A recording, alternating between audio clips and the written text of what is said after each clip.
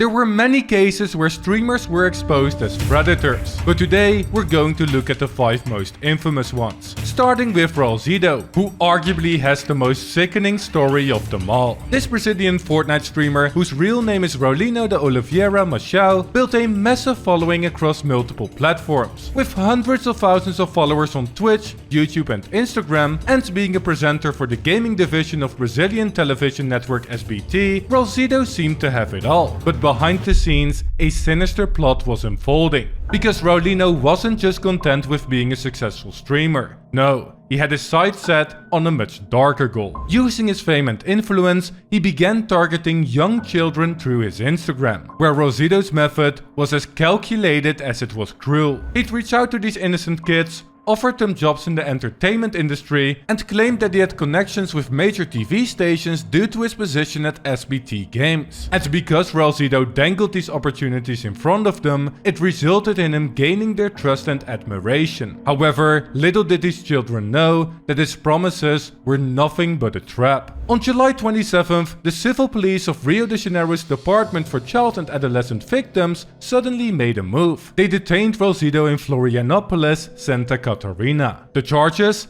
Inappropriate abuse against 2 children, aged between 10 and 14. Yes, the man with blue hair, a pink beard and a colorful YouTube banner including him surrounded by children made this terrible stereotype come true. And the details of the case were absolutely shocking. In fact, the abuse apparently happened so often over multiple years that the victims couldn't even remember the incidents chronologically anymore. And as the investigation unfolded, authorities began to suspect that there might have been more victims out there. The fallout was swift and severe, as the company that RaulZito presented for and that he used as credibility during his predatory actions, SBT Games, wasted no time in distancing themselves from the disgraced streamer. They released a statement confirming that RaulZito was no longer part of the company and that he had no right to use their name for these immoral practices. And as news of his arrest spread, the online community reacted with disgust and anger. Platforms that had once hosted his content quickly moved to ban him, and his accounts on Twitch and YouTube were eventually suspended.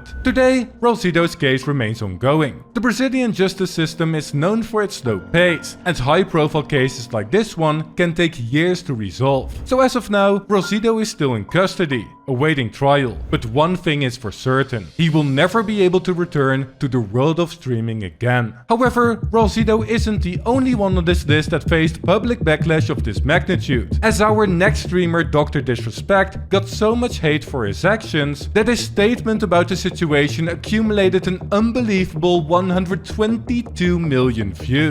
Yes, DrDisrespect, the self-proclaimed former face of Twitch, was a larger-than-life personality known for his extravagant persona and high-energy gameplay. With his iconic mustache, sunglasses and mullet, DrDisrespect, whose real name is Guy Beam, had become iconic on any social media platform he appeared on. But on June 26, 2020, the streaming world was shocked when DrDisrespect was suddenly and mysteriously banned from Twitch. The platform offered no explanation, and DrDisrespect himself claimed that he wasn't informed of the reason either. Speculation ran wild, with theories ranging from contract disputes to more serious allegations. And for years, the truth remained hidden, leaving fans and critics alike wondering what could have led to such a sudden decision from the live streaming platform. But DrDisrespect didn't stay down for long though. In August 2020, he made a comeback on YouTube, quickly amassing millions of subscribers, which made it seem like he might have weathered the storm and came out on top. Yet, the truth always has a way of coming out. And in June of 2024, the real reason behind DrDisrespect's Twitch ban finally came to light. Cody Connors, a former Twitch employee, suddenly dropped a bombshell on Twitter, as he vaguely insinuated that DrDisrespect had been caught texting a minor through Twitch's Whispers feature and had attempted to meet up with her at TwitchCon. Now, DrDisrespect obviously had to respond to this, but his initial response was very vague and unsatisfying. He tweeted, "Listen, I'm obviously tied to legal obligations from the settlement with Twitch, but I just need to say what I can since this is the effing internet. I didn't do anything wrong and all of this has been probed and settled. Nothing illegal, no wrongdoing was found, which would only fuel more backlash and skepticism from the public since he used strange language like nothing illegal and I was paid. However, on June 25th, DrDisrespect's game company, Midnight Society, came out with a statement that they investigated the allegations and spoke to the parties involved. Their conclusion? That termination of his contract was needed, a decision that Guy actually reacted live to during his stream.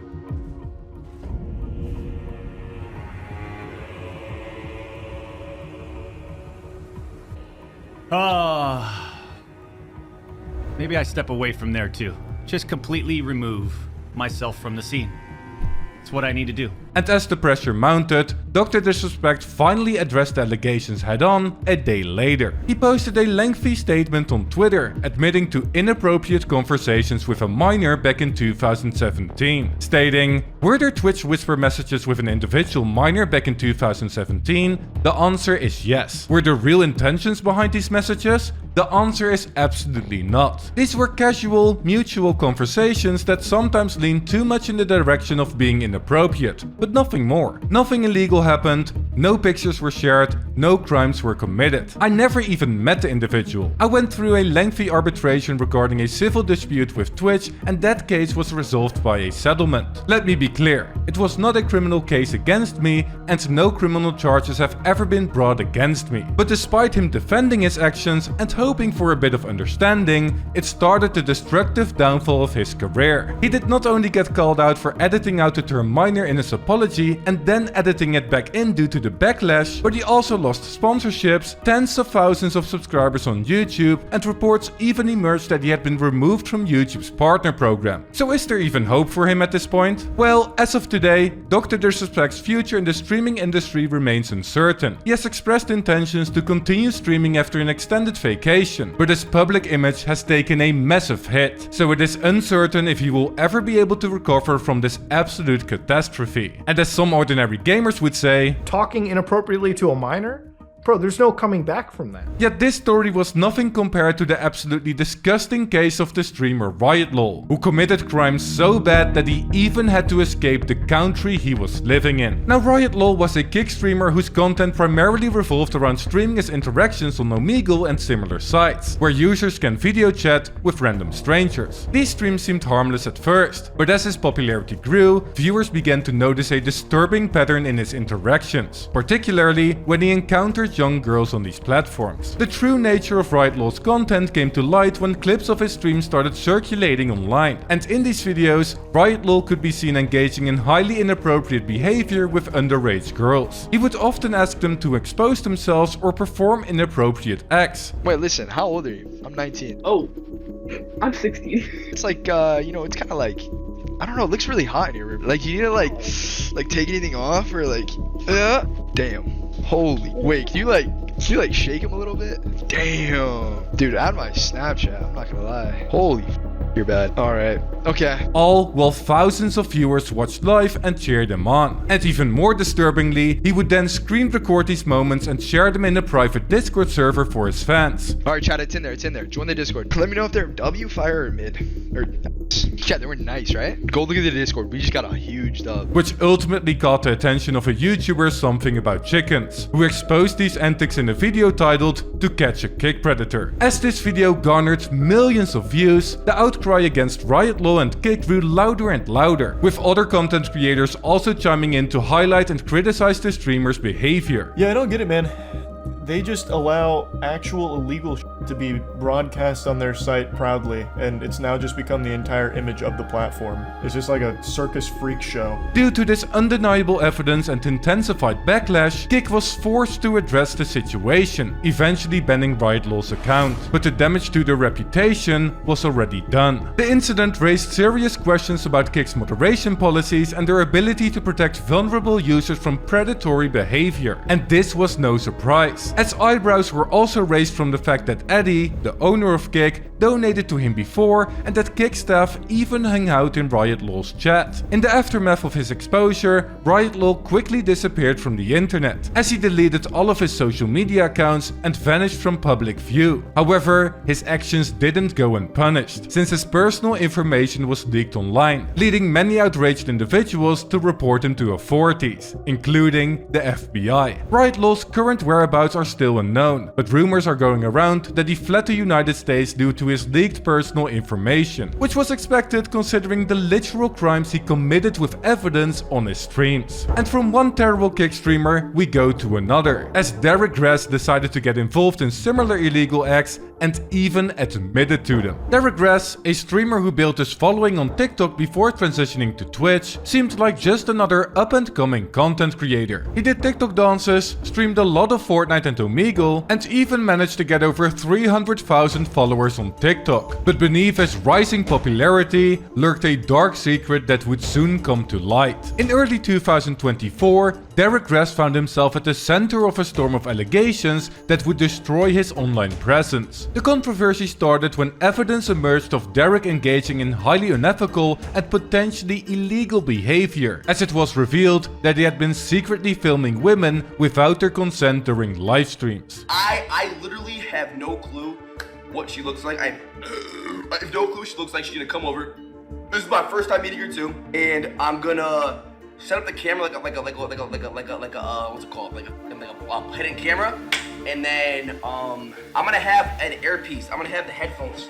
I'm gonna have my hoodie up. I'm gonna have my hoodie up like this, and I'm gonna have a headphone, bro. In fact, the most damning evidence came from Derek's own streams, as in one particularly disturbing incident, he invited a woman he met on Tinder to his home and secretly recorded her. Even when she expressed discomfort and fear, Derek pressured her to stay and perform inappropriate acts. Are you playing hard to get? Alright, teach me that. You look good, I ain't looking good. That's your enough. I don't know how to feel about that. You're Ubering? Yes. Why? Because Alright. making me mad.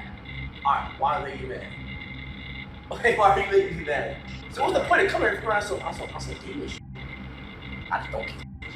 Like your head, your back. Yeah. And this didn't happen just once. You see, Derek had been conducting what he called secret streams, in which he set up a hidden camera to film unsuspecting women in compromising situations. The ring light? I'm scared. No, you have a camera up there. Oh, I shut off the one. Oh, so it's on? No, so the computer's on, honestly. No. Hey. But the rabbit hole went even deeper, because Derek could also allegedly be seen sharing and potentially selling explicit photos and videos of his ex-girlfriends on stream. He even discussed these transactions live, seemingly oblivious to the consequences of his actions. I'll give 10 gifted if you send that to me right now. All of that. Alright, 10 gifted. Coming your way, buddy. Man, there's more. Oh, we got it. Yeah. Oh! BRB. Holy bro, thank you. And because of these clips, YouTuber The Asher Show made a video titled "We Found Another Kick Predator," in which he completely exposed him. This video got under Derek's skin, and he tried to debunk it in a live stream, in which he claimed that it was just one mistake. Taking one mistake out of what someone did in their life and ruining and bashing it and holding it against their head for what? Views, money, clout is just ridiculous. That he wasn't a predator at all. What I did, I think Kick thinks that there was minors involved. Again, there was absolutely no minor situation. I'm a grown man. I'm not I'm 19 years old. Also, I had to block you because believe it or not, the block, you're 15. I don't have a problem with you being 15. I love underage girls. I'm 24.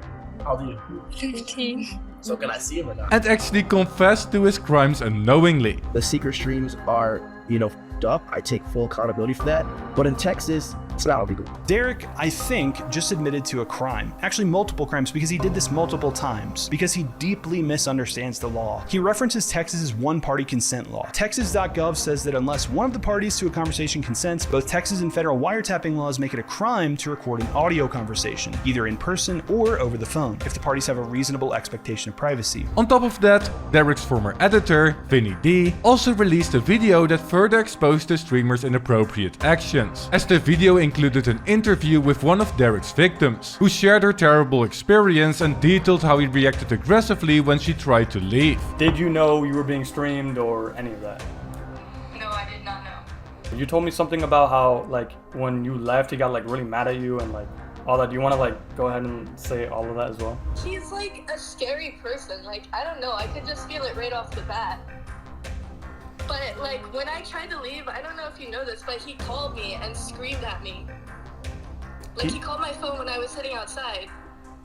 And he screamed at you? He was so mad. He was so mad at me. So what happened to him after this situation? Well, he's not in jail, but he has been permanently banned on Kick, the community labels him as a predator, and his attempts to return to streaming on YouTube have been met with a ton of dislikes. So it's safe to say that his redemption arc hasn't been going too well yet. But despite this, he hasn't given up on his content creation journey just yet, as he's now even trying to improve his image by paying for groceries and helping the homeless. Will that be enough? Only time will tell. And finally, we have a story that rivals that from RaulZito. A case that is not only completely messed up, but that also involved a sting operation with over 20 task forces. All to arrest the streamer Elvinelol. Back in 2012, the World of Warcraft community was buzzing with activity, and at the heart of it was Elvinelol. Known for his gold farming guides and active participation, Elvinelol quickly became a go-to source for WoW players looking to maximize their in-game wealth. But his ambitions stretched beyond just being a community figure. By 2015, he had transitioned into a professional role in the gaming industry, landing a job as a community specialist at Hi-Res Studios, the company behind popular games like Smite and Realm Royale. It seemed like the perfect next step for someone who had built a reputation on community engagement. However, on January 30th, 2019, Elvinelol's carefully crafted world suddenly came crashing down. As part of a joint operation called Operation Interception, involving the Georgia Internet Crimes Against Children Task Force and over 20 other agencies, Chung was arrested. The operation, which lasted until Super Bowl Sunday, targeted individuals using social media and dating apps to arrange meetings with minors. And Elvinelol wasn't just any suspect. He was one of 21 individuals caught in the sting. According to authorities, he had engaged in explicit conversations with undercover agents posing as minors and had made plans to meet them. And the community was obviously in shock when this news came out. Hi-Res Studios, his former employer, instantly cut ties with Chung upon hearing this story. In a public statement, they announced his dismissal and commended the efforts of law enforcement, emphasizing their zero-tolerance policy for such behavior. And Elvinelol's online presence quickly vanished as a result, with his Twitch account and personal website getting suspended as well. No new updates got released after his arrest, and it seemed like Thomas had disappeared from the internet forever, until 2022, when Elvinelol allegedly seemed to be back on Twitter